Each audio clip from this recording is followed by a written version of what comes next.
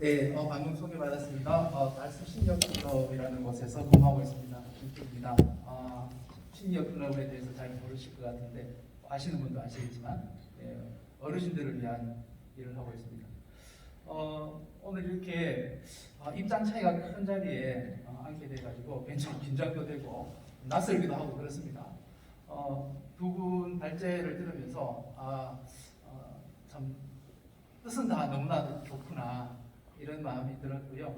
교통 약자를 위해서 노력하시는 분들이 참 많구나 하는 것에 대해서 다시 한 번 더 감사하다는 말씀을 드립니다.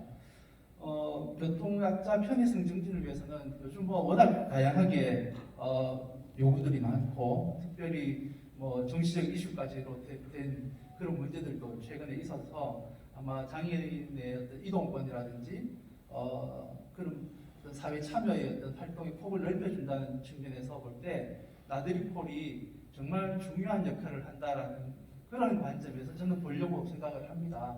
그냥 나들이 폴, 그 택시, 장애인 분들을 위한 하나의 택시 사업 이 정도의 수준이 아니라 나들이 폴 사업은 장애인 이동권의 문제고 또 나아가서 최근 우리 사회에서 장애인 분들의 탈시설이라는 큰 화두가 지역사회에서 자리매김하는데 굉장히 일조를 하는 그런 중요한 기능이다라는 측면에서 좀 보고 싶었습니다.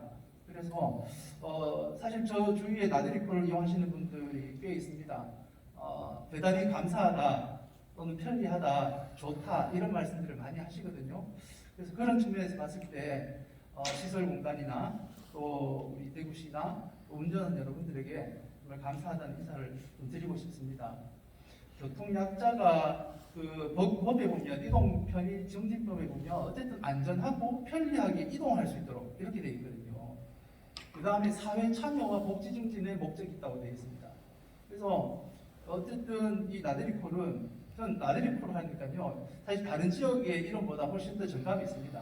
왜냐하면 나들이라 다른 데 보면 구름이라 그러고 여기도 보면은 거기 두리발 이렇게 되어 있는데 사실 나들이는 바깥 출입을 하기 위한 어떤 용어잖아요. 이동이 좀 불편하신 분들이 정말 바깥 출입을 하실 수 있는 기회를 제공해 주는 것이기 때문에 굉장히 좋다 이렇게 생각하는데 어쨌든 사회 참여를 도모하기 위한 것이다 하는 것이죠. 그래서 저는 개인적인 생각이 사회 참여는 좀 편리하게 해야 된다 하는 것에 대해서 두말할 나위가 없다고 생각합니다. 단지 여기서 이제 효율성이냐 아니면은 편리성이냐 안전성이 누구한테 더 있느냐 이런 문제 가지고 저는 두 분의 발제를 들으면서 같은 이야기를 왜 따로 하시지? 이런 생각을 좀 했습니다. 둘 다를 잡아야죠. 이 두 마리 토끼를 다 잡아야 된다고 생각합니다. 그래서 저 개인적인 생각은 그래요. 예산의 수반이 빠르는 것은 불가피하다. 기능 보강을 한다는 것 자체가 예산이 투입돼야 되기 때문에 그렇다고 생각합니다. 근데 장애인 이동이라든지 복지 쪽에 있어 보면 사실 효율성이 다는 아니거든요. 네.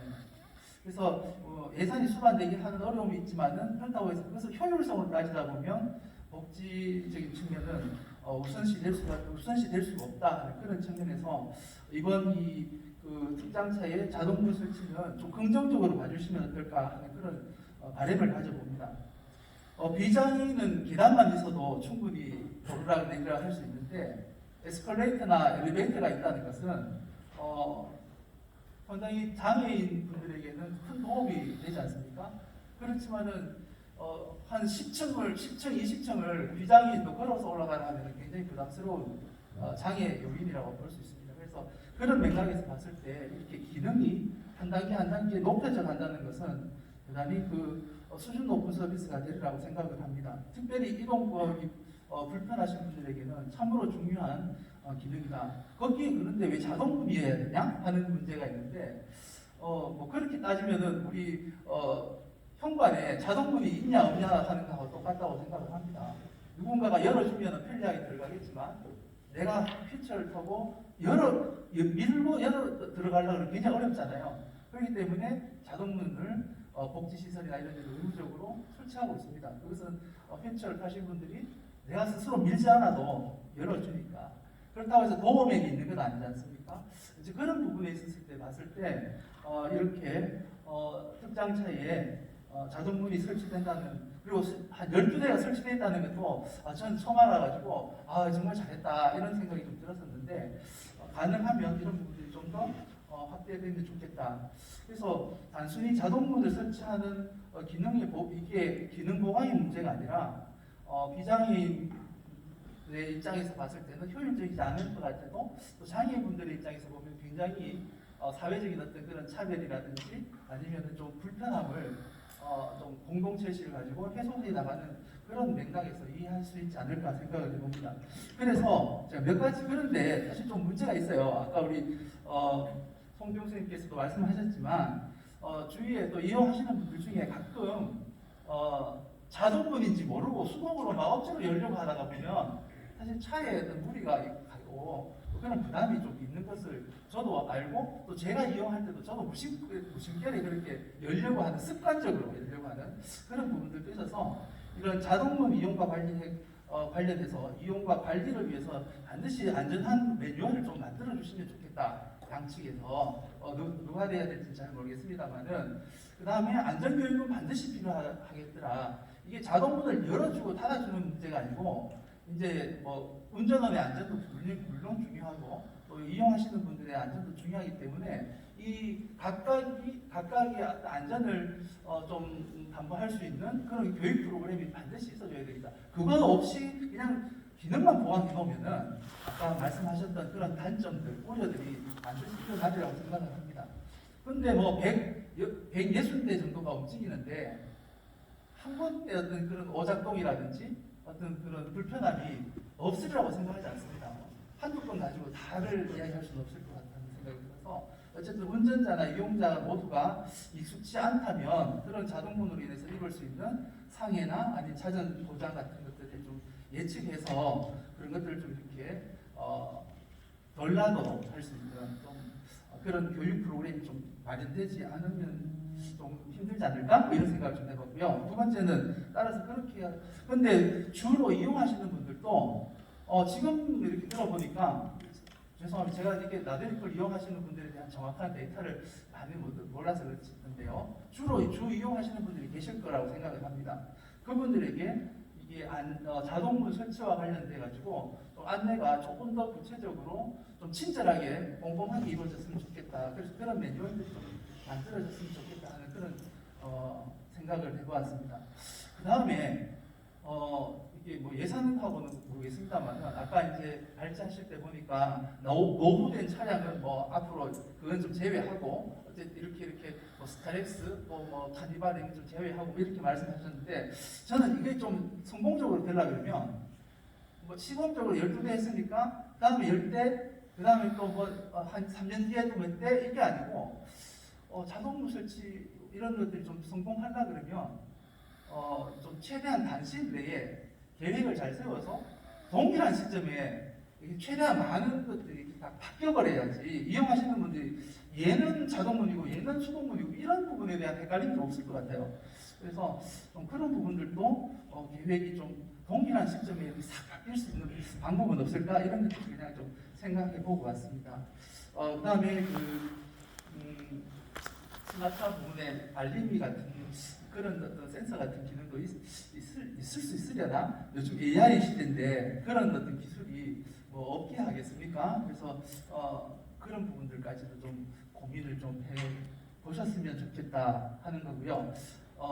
그 다음에 마지막으로 또 하나 부탁드릴 것은, 운전원 여러분들께서도 뭐 충분히 장애인의 특성에 대해서 잘 아시고, 또 그분들을 어떻게 이제 좀 보조해 드려야 된다, 승하차 시간에 충분히 교육을 받으시겠지만, 만약에 자동문이 설치되고 이런 어떤 기능이 좀 보강되는 과정에서 이런 그 장애인분들의 특성을 좀 유형별로 이해할 수 있는 그런 직무교육 안에 그런 내용들이 좀 더 보강되어 준다면은 훨씬 더 이렇게 이용하시는 분들에게 좀 도움이 되지 않을까라고 생각을 해봅니다. 아까 우리 운전원 분께서도 뭐 대구가 이렇게 장애인 부분에 있어서, 장애인 어떤 복지 영역에 있어서 선도적인 어떤 그런 말씀하셨는데, 사회복지 현장에서 근무하는 저희 입장에서도 뭐 대구가 그렇게 다른 지역에 비해서 복지적인 측면에서 떨어지고 이렇지는 않다고 생각을 합니다. 특별히 장애인 영역은 어제도 신문에 났대요. 우리 권영진 시장님께서 그 장애인 단체로부터 자립 탈시설을 위한 장애인 자립 지원을 관련해가지고 뭐 감사를 받았더라고요. 그 정도로 이제 탈시설과 관련된 여러 가지 정책들이 대구시에 하나의 중요한 파트인데 나들이콜이 그런 어떤 장애인 복지의 어떤 발전에 크게 기여하고 있다는 점에서 저는 그런 관점에서 보고 싶고 그것이 한 단계 더 나아가는 관점에서 장애인 이 특장차가 자동문이 설치되는 거 굉장히 좀 작은 일이라고 생각하지만 그렇지만 상징성 굉장히 크겠다 이런 생각이 들어서 운전한 여러분들의 어떤 그런 그 장애인분들 이해하시려고 하는 그런 수고로움이 있겠지만 그런 부분들을 좀 더 꼼꼼히 살펴주십시오라는 그런 당부를 드리고요. 그리고 시나 또는 우리 시설공단에는 그런 어떤 그 이용의 편리성을 좀 더 낯선 기능은 항상 어렵지 않습니까? 스마트폰 처음 나왔을 때 일반 사람들도 그렇게 썩 편리하게 사용하지 않았다고 생각을 합니다. 그래서 낯선 기능이지만 그것이 편리한 기능이라면 그것이 좀 익숙해지는 데는 시간이 좀 걸리니까 그런 익숙해지는 시간을 어떻게 단축시킬까 하는 것에 대한 고민들이 지혜가 좀 모아졌으면 좋겠다. 그냥 뭐 할래 말래 이런 게 아니고 좀 결단이 좀 필요한 시간이 아닌가 이렇게 생각을 해봅니다. 좀 제가 잘 깊이 있게 잘 모르고 두서없이 말씀드리는지 모르겠는데 일반 시민의 입장에서는 나들이콜이 이렇게 도로를 달리는 걸만 봐도 우리 장애인분들에게 큰 도움이 되는구나 하는